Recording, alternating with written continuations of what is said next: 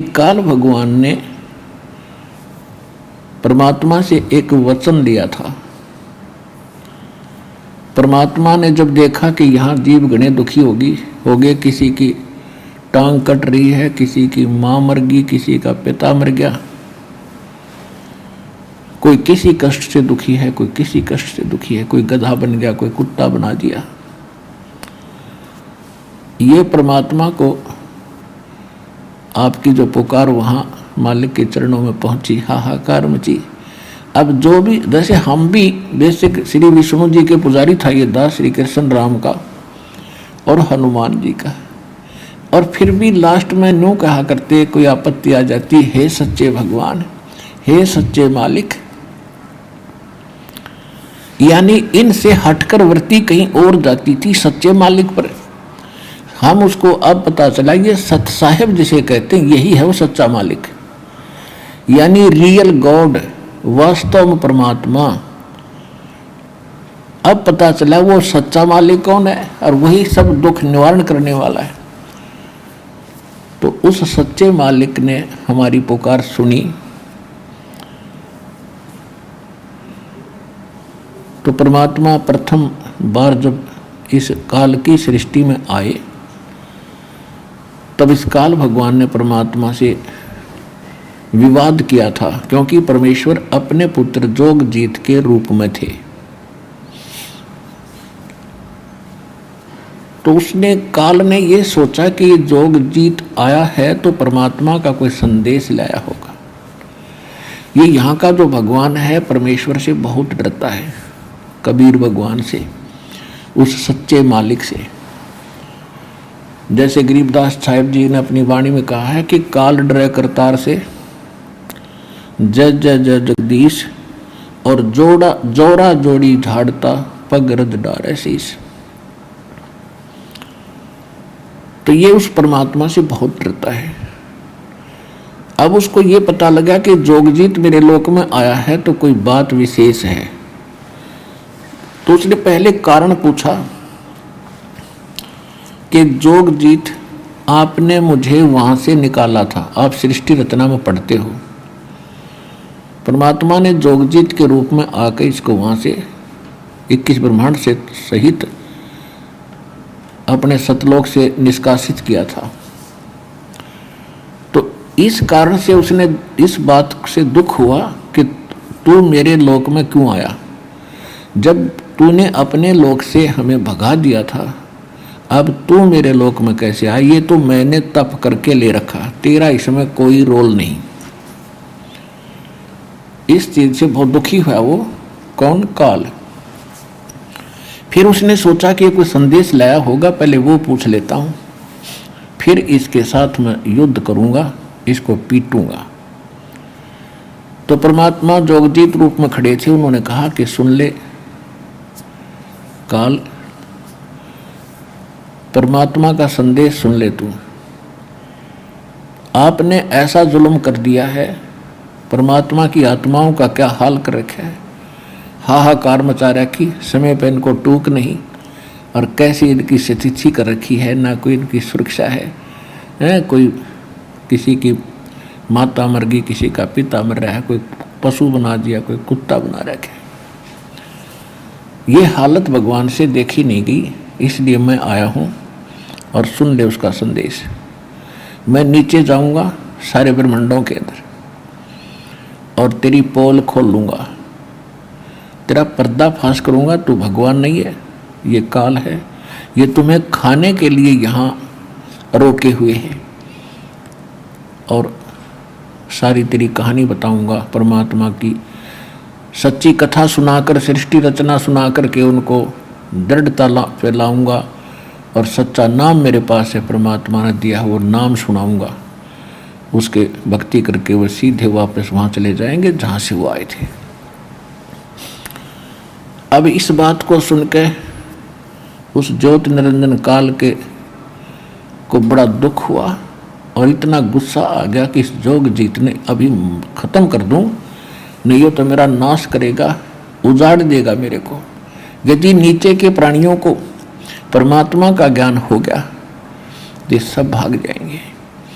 और तू यहाँ अकेला रह जाएगा और तेरा बाग उजड़ जाएगा, तेरी खेती खत्म हो जाएगी। ये तो हमने खेती बना के पाल रहा है, सत्कर मान लियो आपको। ये कोई दास की अपनी मन गढ़ंत कहानी नहीं है, ये गॉड गिवन स्पिरिचुअल नॉलेज है। खुद परमात्मा ने आके बताया है कि तुम यहाँ जन्म मरण मृत्यु में क्यों दुखी हो, कि इसको 1 लाख मानव शरीरधारी प्राणी नथ खाने पड़ते हैं, और जिस कारण से यो आपको यहाँ पाले हुए हैं, जैसे कसाई बकरे पालता है। पुण्यात्माओं, जिस दिन आपका यह भांग उतर जाएगी ना, इस यहाँ का नशा उतर जाएगा इस काल का, ये झूठे व्यवस्थाओं को आप देख करके भूले फिरते हो, कोई मंत्री बन गया, कोई महामंत्री बन गया और भटक रहे हैं, सारा दिन इस खिलौनों से खेल कर जीवन नाश कर जाते। आज तो महामंत्री बन गया, प्रधानमंत्री बन गया, सारी पृथ्वी का पति बन गया, अगले जन्म में क्या होगा, गधा बनेगा, वह कहाँ जाएगी इतनी प्रभुता। तो परमात्मा ने अपने बच्चों का अगला दुख दिखाई दे है, और हमें ज्ञान हो गया, हमें भी इनका अगला नेक्स्ट कदम दिखाई देता है, कुएं में गिरेंगे जाते ही। तो हम चाहते हैं इनको, इनके हाथ पकड़ लें, कुएं में ना गिरने दें, इनको सत भक्ति और सत्ज्ञान बता के यथार्थ भक्ति और यथार्थ कमाई या भक्ति की इधर रुचि पैदा करें। ये हमारा कर्तव्य बन गया भगवान के आदेशानुसार। तो इस काल ने आपको ऐसे पाल रखा जैसे कसाई बकरे पालता है। अब कसाई के आप देखते हो, कसाई के बकरों को, बकरे और बकरी नर मादा दोनों इकट्ठे छोड़ देता है, एक बड़ा हा चरागाह बना देता है, खेत घास फूस झाड़वों जड़ों वाला, और उसके चारों तरफ बाड़ लगा देता है, एक शेड बनाता है, एक झोंपड़ी उनके लिए गर्मी सर्दी से बचाने के लिए, और एक सरोवर बना देता है, तालाब वहाँ पर उनके पानी पीने के लिए, वहाँ चरते हैं, पानी पीते हैं, गर्मी सर्दी से बचने के लिए वृक्षों के नीचे या शेड के नीचे आ जाते हैं। और वो कसाई जब जाता है उन बकरों के पास, तो ये समझते हैं, या कसाई के नौकर जाते हैं, तो वो ये भोली प्राणी ये समझते हैं कि बड़े दयालु हैं, सारे हमारी कितनी केयर टेक करते हैं, कितनी देखभाल कर रहे हैं और कैसी सुविधा दे रखी है, तो वो बहुत नेक स्वामी नजर आते हैं। लेकिन जब उसको जरूरत पड़ती है कसाई को, वो निकलवा लेता है, 10 चाहिए 20 चाहिए उनमें, तो उसमें ना देखता किसी का बेटा आ रहा है, किसी की माँ आ गई है, या पूरा परिवार ही क्यों ना आ गया हो, बेशक आ जाओ। कसाई किसे कहते हैं? तो पुण्यात्मा, जब कभी कभी वो कसाई या उसके नौकर जब उन बकरों में जाते हैं, बकरियों में, तो वो उनको अच्छा आदमी समझकर उनसे प्यार करते हैं, उनकी तरफ भाग कर जाते हैं, उनसे प्यार करते हैं, ऊपर को पैर उठा के सीने से लगाना चाहते हैं और उसके हाथ को चाटते हैं। वो देख रहा है ऐसे हाथ लगा के, वो कसाई देख रहा है कि किसमें कितना मांस हो गया, कौनसे में कितना है, पहला किसकी टिकट काटूं, और वो चाटते हैं, स्वामी अच्छा मालिक मानकर उसे प्यार देते हैं। तो परमात्मा बताते हैं कि आप इन सुविधाओं को देखकर ये मान बैठे हो कि भगवान बड़ा दयालु है, और फिर कर तोल देता है, किसी का परिवार नष्ट हो गया, कि तब महामारी आ गई, कि तब फ्लड आ गया, कहीं रोग से, कहीं दुर्घटना से हाहाकार मची है, या अन्य किसी बीमारी से। तो उस समय आपकी बुद्धि इतना काम नहीं करती, वो बिजली क्यों गिर गई इस परिवार पे। हम सोचते हम नहीं मरेंगे, हम ठीक ठाक हैं। उस दुर्घटना से पहले वो भी ठीक ठाक मान रहे थे। तो यह भूल मिटेगी इस सत्संग से, क्योंकि ये सत्संग है और भगवान का दिया हुआ बताया हुआ ज्ञान है, 100% सत्य है। हम व्यवस्था दूसरी में घने दिनों से रचे हुए हैं, तो हमारा देर से बुद्धि में स्वीकार्य होती है कि ये ऐसे कैसे होगा, ये कैसे खाता है, शरीर तो यहाँ रह जाता है। जैसे काजू, आपने बादाम देखे होंगे, बादाम ऊपर का कवर खाने का नहीं होता, अंदर गिरी होती है।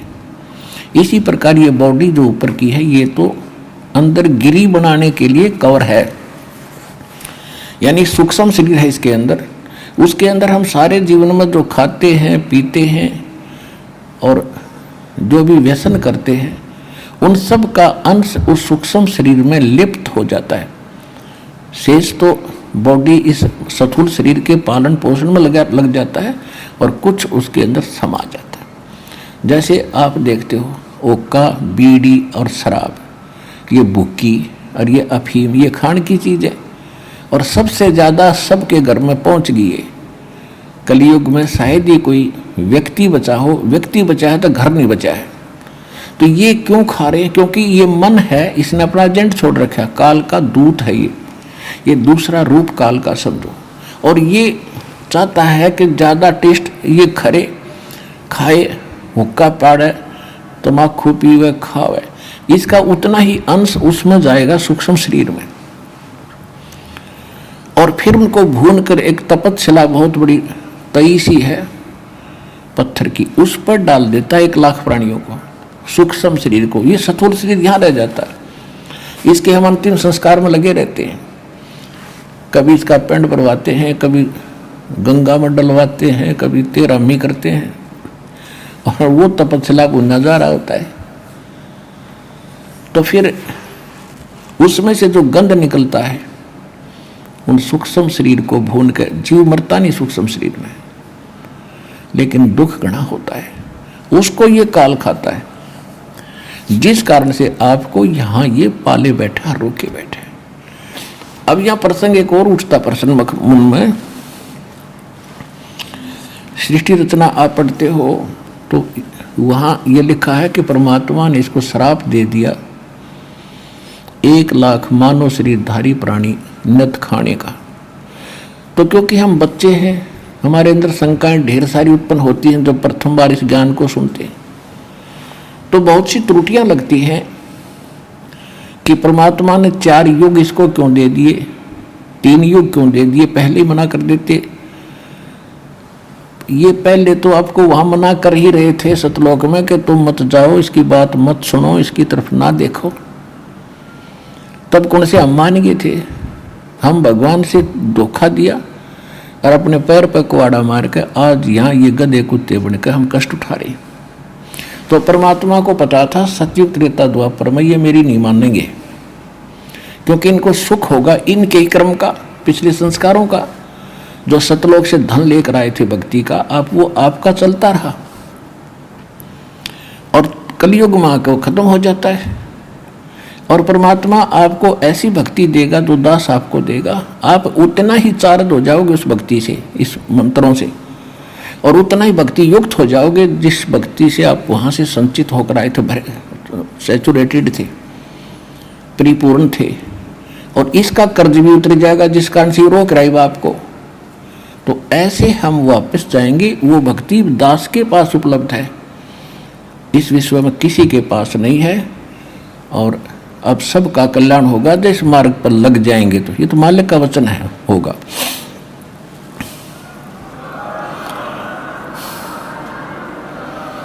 तो सतयुग त्रेता द्वापर में हम घने दुखी नहीं थे, वातावरण बढ़िया था, तगड़े तगड़े शरीर थे, लंबी लंबी आयु थी, स्वस्थ शरीर था, मृत्यु कुदे कुदे हुआ करती। तो कहने का भाव ये है कि अब परमात्मा को मालूम था कि जब इनकी बैटरी डिस्चार्ज हो जाएगी, पुण्य कति खत्म हो जाएंगे। और जिन साधनाओं को ये सतयुग त्रेता में कर रहे थे उस समय उनको सुख हो रहा था, उनसे ऐसा लग रहा था, उनसे सुख नहीं हो रहा था, वो तो आपके संस्कार ही मिल रहे थे। अब कलयुग में परमात्मा को मालूम था काल जो है, अब काल ने क्या कहा था कि कलयुग के अंदर, हाँ ये प्रसंग बाद में सुनाएगा दास आपको। तो प्रसंग ये चल रहा है कि सतयुग त्रेता द्वापर में आप इतने दुखी नहीं होते, इसलिए भगवान से दूर रहते हैं। और जो साधना आप कर रहे होते हो उनसे ये सोचते हो कि इसी से मुझे लाभ हो रहा है। और अब आपको जो साधना भी कर रहे हो और उससे लाभ नहीं हो रहा, क्योंकि पहले तो आपके पुण्य थे वही फल रहे थे, आप सोच रहे थे इससे साधना से हो रहा है। अब क्या किया काल ने, जब परमात्मा ने कहा काल से कि मैं नीचे जाऊंगा, तेरी पोल खोलूंगा और सबको यथार्थ भक्ति यथार्थ ज्ञान बताऊंगा, सच्चे भगवान के बारे में जानकारी दूंगा और सबको नाम दे करके वापस पार करूंगा, इसलिए मैं नीचे जाऊंगा।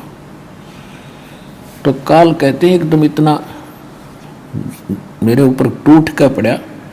धर्मदास जी को बता रहे हैं परमात्मा कबीर जी। तो मैंने धर्मदास सतनाम का सिमरन शुरू कर दिया और उस सतनाम के सिमरन से ही उस पर इतना बुरा अफेक्ट हुआ कि इतना भयंकर रूप धारण करके मुझ मेरी तरफ चला था। वो एकदम ऐसे गिर गया जमीन पर जैसे पक्षी के पंख कट जाया करते हैं, पड़ा पड़ा तड़पता है, वो विवश हो जाता है उड़ने में। ये स्थिति आ गई, ऐसे बिलख रहा पड़ा एक सिमरन का इतना असर हुआ उस पर। तो पुण्यात्मा यहाँ परमात्मा हमें भी सतर्क करते हैं कि कभी भी आपके ऊपर कोई ऐसी आपत्ति आ जाए तो संसार के किसी व्यक्ति को मत याद करना, इस मंत्र को जाप करना। प्रथम मंत्र मिला है, प्रथम मंत्र का जाप कर दियो। सतनाम मिला, सतनाम का सिमरन श्वास से कर दीजिए। सार नाम मिला है तो सार नाम का सिमरन अपना कर दीजिए। सतनाम मिलने के बाद सतनाम का सिमरन करे, ऐसी आपत्ति में प्रथम मंत्र नहीं करे। सार नाम मिलने के बाद फिर सतनाम का सिमरन नहीं करे, वो सार नाम ही करे। प्रथम मंत्र मिला है तो प्रथम मंत्र ही करे, उसमें भी बहुत पावर है, ताकत है। तो ये स्थिति है। तो उस पर कहते हो मैंने सिमरन किया तो वैसे ही गिर गया, तो वो समझ गया कि इसके पास कोई प्रबल शक्ति है, मंत्र है, जिस कारण से मैं विवश हो गया, चरणों में आके गिर गया, पैर पकड़ लिए घिसट का आके परमात्मा कबीर जी के। तो कहने का भाव ये है कि उस समय उसने क्या मांगा था। चरणबद्ध हो, चरण पकड़ कर कहने लगा, भाई आप मेरे बड़े भाई, मैं आपका छोटा भाई। क्योंकि परमात्मा जोग जीत रूप में थे। और क्या कहता है कि छोटे तो गलतियां करते ही करते हैं और बड़े क्षमा किया करते हैं। आप बड़े भाई हो, बालक कितनी गलती कर दे, मैं तो आपको पिता के समान मानता हूँ, मुझे क्षमा कर दो। बुरी तरह गिड़गिड़ाने लगा। कबीर साहब परमात्मा कहते हैं मैंने उससे कहा कि ठीक है, क्षमा कर दिया। फिर कहता है कि एक काम करो, मेरे यहाँ कुछ त्रुटि हैं मेरे लोक में, आप तो परमात्मा तुल्य हो, आप तो उसी की शक्ति लेकर आए हो, मेरे लिए तो आप ही परमात्मा हो, आप ही पिता हो। मेरी कुछ त्रुटियां हैं, मेरे पास कुछ अभाव है, उसकी पूर्ति करो, दया करो। परमात्मा बोले बोल भाई क्या मांगे, ऐसे नहीं वचनबद्ध हो जाओ। परमेश्वर कबीर जी वचनबद्ध हो गए। तब इसने क्या मांगा कि 3 युगों में जीव थोड़े ले जाना।